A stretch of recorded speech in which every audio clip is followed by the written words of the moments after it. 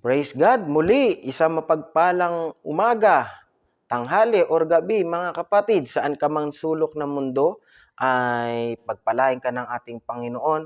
At sa oras na ito ay muli ay tayo ay mangangaral ng salita ng ating Diyos. At napakahalaga nga mga kapatid na tayo ay nakikinig ng salita ng ating Panginoon. At sa oras na ito, bago tayo mag-umpisa ay mag-intro po muna tayo.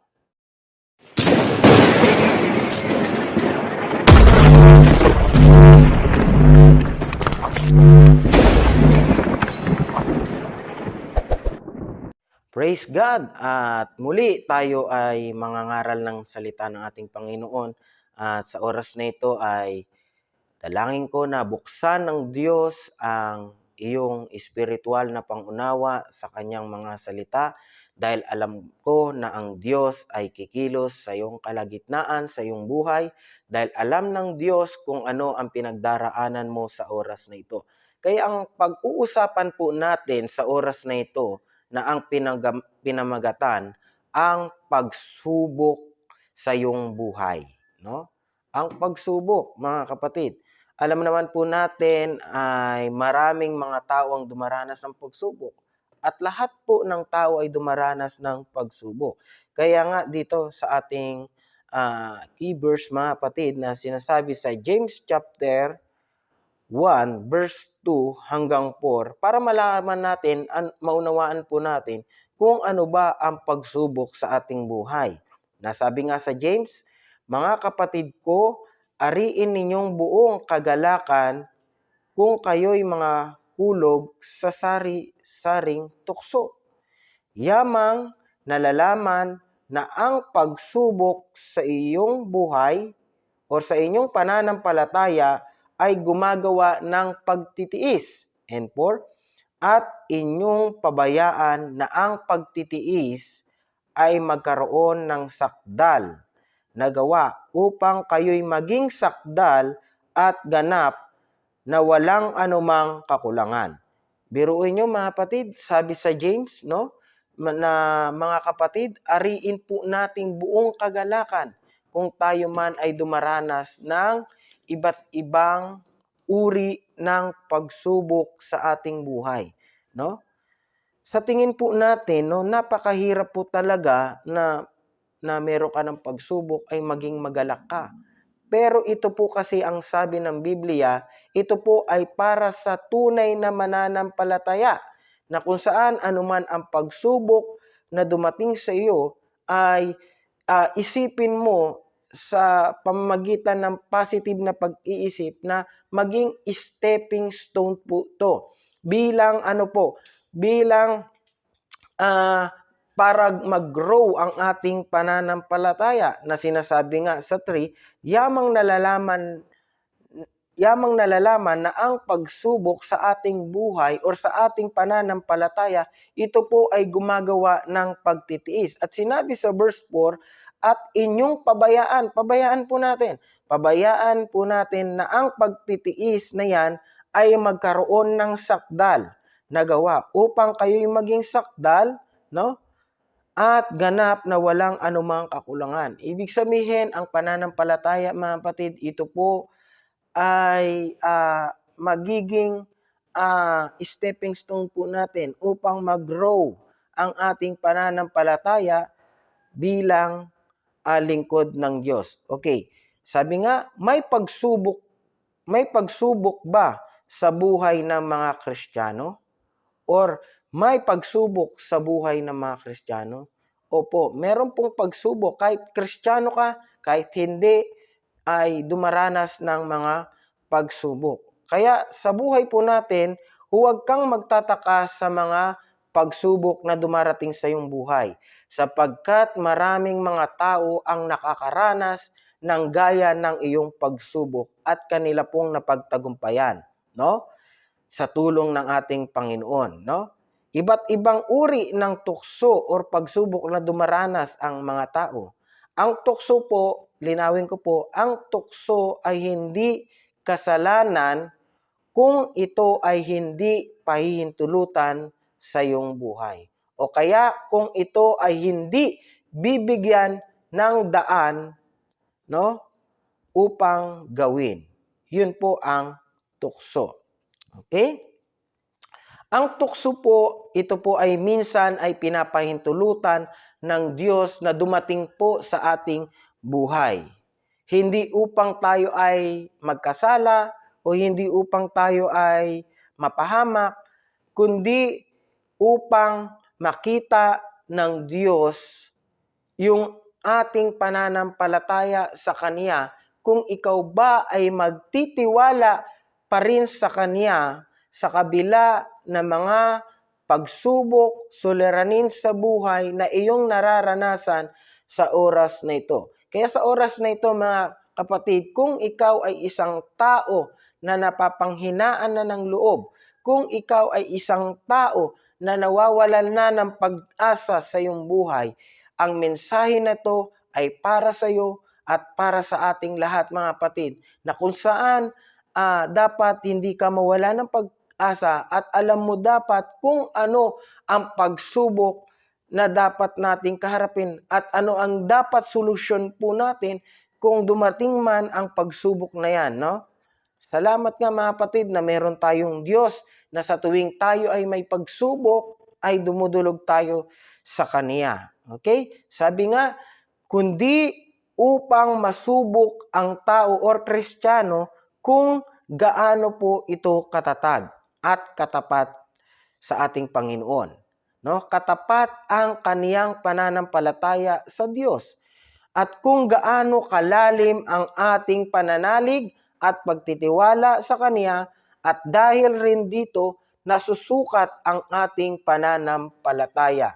Ibig sabihin, masasabi po natin, ito po ay isang testing of your faith or testing of faith, mga kapatid, na kung saan ito ay kasama po talaga bilang isang Kristiyano dahil gusto mo nga ng buhay na walang hanggang kasama si Kristo, mga kapatid, meron tayong pagdaraanan na mga pagsubok upang sa ganon ay makita po ng Diyos kung tayo ay totoong naglilingkod sa Kanya at makapasa po tayo.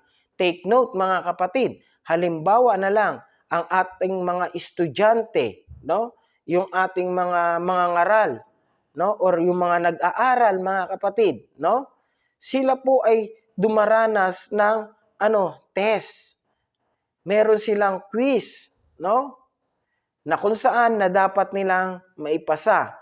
At pag hindi po nila maipasa ang test po na yon, ay mababagsak sila at uulit-ulitin po nila ang test upang sa ganun sila ay makapasa. Sa ating buhay, mga kapatid, kung bakit nandyan pa rin ang pagsubok sa iyong buhay or paulit-ulit na nangyayari po sa iyong buhay, dahil nga, mga kapatid, hindi mo pa napapasa or nakukonquer or napapagtagumpayan, na-overcome ang pagsubok na yan. Kaya pabalik-balik lang yan, mga kapatid. Pero once na yan ay mapagtagumpayan mo na, ay doon ay pupunta ka na sa next level. No? Ibig sabihin, pataas ng pataas. Pero ganun pa man, mga kapatid, hanggat may buhay, no, magtiwala tayo sa ating Panginoon at huwag tayong mawalan ng pag-asa. Dahil dito nasusukat ang ating pananampalataya sa pamamagitan ng pagsubok sa ating buhay. Okay, tingnan po muna natin sa 1 Peter chapter 1 verse 17. Tingnan po natin sa wikang Tagalog kung ano ang sinasabi ng banal na kasulatan. Sabi diyan, upang ang pagsubok sa iyong pananampalataya na lalong mahalaga kaysa ginto na nasisira, bagamat ito'y sinusubok sa pamamagitan ng apoy, ay masusumpungan sa ikapupuri at ikaluluwalhati at ikakarangal sa pagpapahayag ni Kristo. Okay, sabi nga doon, no, upang ang pagsubok sa ating pananampalataya ay ito po ay mas mahalaga pa kaysa sa ginto. Alam nyo ba ang ginto, mga kapatid, upang malaman na siya po ay tunay na ginto, siya po ay sinusubok sa pamamagitan ng apoy, no? At kapag ang ginto na yan ay hindi kumikinang, ito po ay fake, no? Pero once na sa tuwing siya po ay sinusubok sa pamamagitan ng apoy, mas lalo po siyang kumikinang, mga kapatid, at nagiging makinang, at malalaman natin na siya po ay ginto. Ganon din po sa ating pananampalataya sa ating buhay, no? Sinusubok tayo sa pamamagitan ng mga problema, sinusubok tayo sa pamamagitan ng kalungkutan, sinusubok tayo sa mga iba't ibang bagay, mga kapatid. At dapat makita po sa ating buhay, sa tuwing tayo ay sinusubok or pinapahintulutan ng Diyos ang mga pagsubok na yan, kailangan makita po sa iyong buhay, sa ating buhay, no, na ang liwanag ng Diyos sa iyo. Makikita ang kaluwalhatian ng Diyos sa iyo sa tuwing ikaw ay may pagsubok. Alam niyo ba, mga kapatid, na napakasarap tumawag sa Diyos or umiyak sa Diyos sa tuwing ikaw ay may pagsubok sa iyong buhay. Dahil nasasabi mo kung ano ang iyong nararamdaman, mga kapatid. Kaya sa Roma chapter 12, verse 3, tingnan po natin ang sinasabi sa banal na kasulatan, no? Romans chapter 12, verse 3. Tingnan po natin sa wikang Tagalog. Yan, no?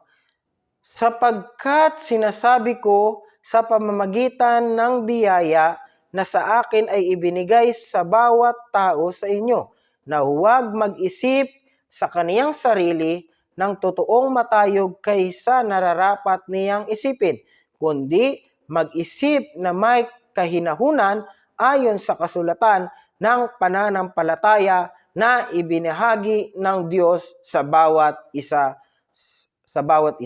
no? Ibig sabihin, malinaw, mga kapatid, na sapagkat sinasabi ng Diyos, no, sa pamamagitan ng biyaya ay tayo, mga kapatid, ay dumaranas pa rin ng mga pagsubok sa ating buhay, at huwag po nating isipin na tayo ay matayog, mga kapatid, no? Ibig sabihin na kailangan po natin laging magpakumbaba sa harapan ng ating Panginoon, no? At isipin po natin na may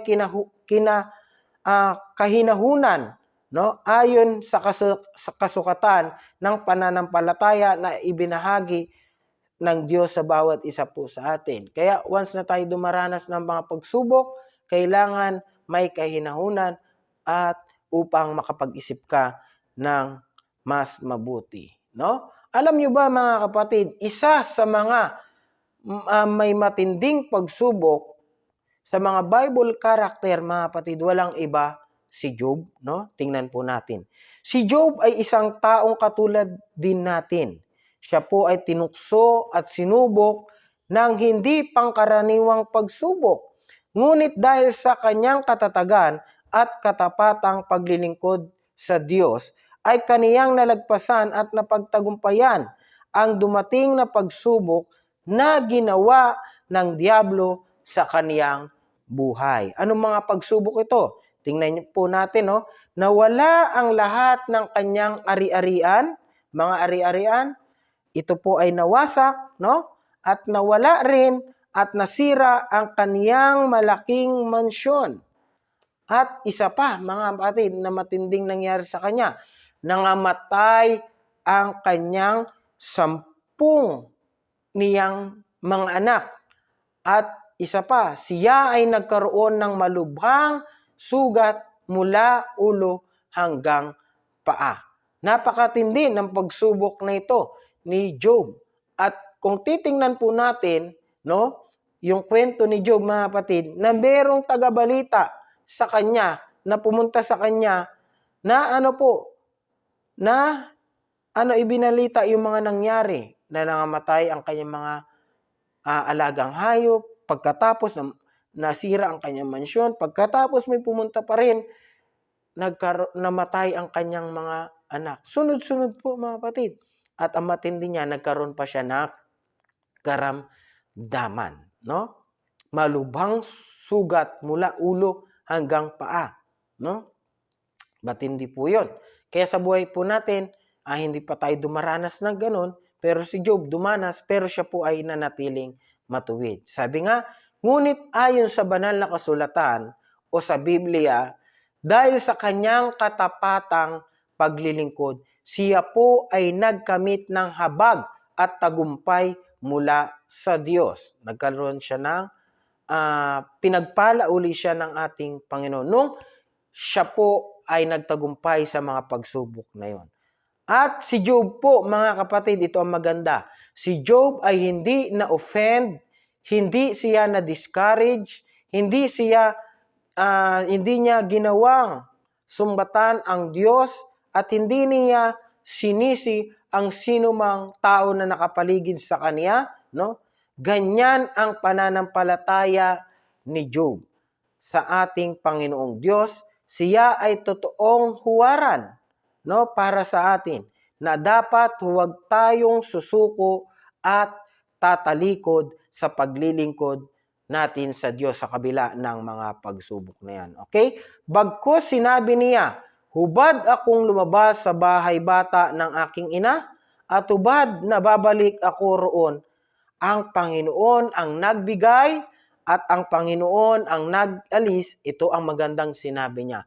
Purihin ang pangalan ng ating Panginoon. Di ba? Napakaganda ng puso ni Job na dapat nating tularan, mga kapatid. Nasabi dito ay ipinakita niya ang kaniyang totoong pananampalataya at pagtitiwala sa ating Panginoon. Kung babasahin po natin sa Job chapter 1, verse 1 hanggang 22, at Job chapter 2, verse 1 hanggang 10, at sa iba pang mga talata, mga kapatid, makikita po natin ang katapatan ni Job, mga kapatid, na siya po ay naniwala pa rin sa kanya. Sa kabala na maraming tao na nagdi-discourage sa kanya, mga kaibigan niya, at ang kanyang asawa ay diniscourage pa rin siya. Pero ganun pa man, mga kapatid, nakita po natin ang katapatan ni Job sa ating Panginoon. Kaya tayo bilang isang mananampalataya na lingkod ng Diyos, tayo ay magtiwala sa ating Panginoon sa kabila ng mga dinaranas natin sa ating buhay. Okay? Sa James chapter 5, makikita po natin verse 10 hanggang 11. Basahin po natin. Kunan ninyong halimbawa ng pagbabata at ng pagtitiis, mga kapatid, ang mga propeta, no? Na nagsisipagsalita sa pangalan ng Panginoon. Narito tinatawag nating mapalad ang nangagtiis, inyong nabalitaan ang pagtitiis ni Job, at inyong nakita ang pinangyari ng Panginoon, kung gaano ang lubos na kahabagan at ang pagkamawawiin ng Panginoon. No? At dahil sa katapatang paglilingkod po ni Job sa Diyos, ang mga bagay na nawala sa kaniya, ito po ay ibinalik ng Diyos ng doble pa at triple pa, mga kapatid. Binalik ng Diyos higit pa kaysa una na nawala sa kaniya. At siya po ay nagkaanak muli, no? Nagkaanak muli sila sa tulong at biyaya ng ating dakilang Diyos. Okay, bago tayo magtapos, mga kapatid, basahin po natin ang nangyari kay Job nung napagtagumpayan niya po ang mga pagsubok sa kanyang buhay, mga suliranin sa kanyang buhay, at ito po ang nangyari po sa kaniya. Sa Job chapter 42, no? Job 42 verse 12 hanggang 13, basahin po natin. Sa gayoy pinagpala ng Panginoon ang huling wakas ni Job, na higit kaysa kaniyang pasimula, at siya ay nagkaroon ng 14,000 tupa at 6,000 kamelyo at 1,000 tuwang na baka at 1,000 asnong babae. At siya namay ay nagkaroon din ng 7 anak na lalaki at 3 anak na babae. Yan po ang nangyari kay Job. Tingnan po natin, tuloy po natin ang pagkabasa sa 14. At tinawag niya ang pangalan ng una na Jemima, at ang pangalawa ay Sisiya, at ang pangatlo ay Kerith Haput, no? Doon po. At sabi po dito sa 15, at sa buong lupain ay walang mga babaeng nasumpungan na totoong maganda, na gaya ng mga anak na babae ni Job, at binigyan sila ng kanilang ama ng mana sa kasamahan ng kanilang mga kapatid. And 16, pagkatapos nito'y nabuhay si Job ng 140 taon, at nakita niya ang kaniyang mga anak at ang mga anak ng kaniyang mga anak hanggang sa 4 na saling lahi. Gayon namatay si Job na matanda at puspos ng mga kaarawan. Yun po, no, nakita po natin na pinagpala si Job. Dinoble o triniple pa ang kanyang mga nawala sa kanyang buhay, at nagkaroon muli siya ng 10 mga anak, at sinabi doon sa kanilang lugar ay walang masumpungang maganda, no, maliban sa anak lamang ni Job. Hallelujah. Kaya sa buhay po natin, tularan po natin ang si Job. Higit sa lahat, ang ating Panginoong Hesukristo, na siya po ay dumanas rin ng mga pagsubok sa kanyang buhay. Bagamat siya po ang Diyos, mga kapatid, ay nagkatawang tao, no? Nag-anyong alipin, nakisama po sa bawat isa, mga kapatid, at inalay ang kanyang buhay, no, para sa atin, no? Tularan po natin ang ating Panginoong Hesus. Bagamat hindi po natin siya perfect na matularan, pero at least, mga kapatid, sinusubukan po natin na maging maging katulad niya. Kaya muli, pagpalain ka ng ating Panginoon. Kaya sa oras na ito, once na ikaw ay pinagpala ng salita ng ating Panginoon, huwag mong kalimutan i-like ang video na ito, at the same time, pindutin ang subscribe button at i-click ang notification bell upang sa ganun, once na meron tayong mga bagong upload sa YouTube channel na ito, ay manotify ka. Muli, ikaw ay pagpalain ng ating Panginoon. God bless po.